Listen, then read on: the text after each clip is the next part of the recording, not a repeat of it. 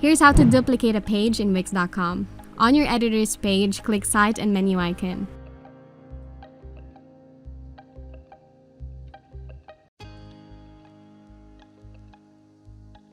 Click the three dots of the chosen page you want to duplicate.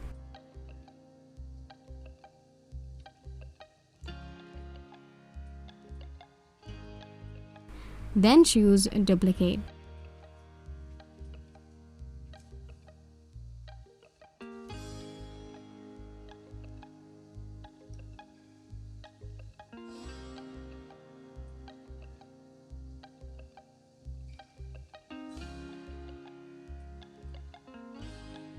Click Done after renaming it.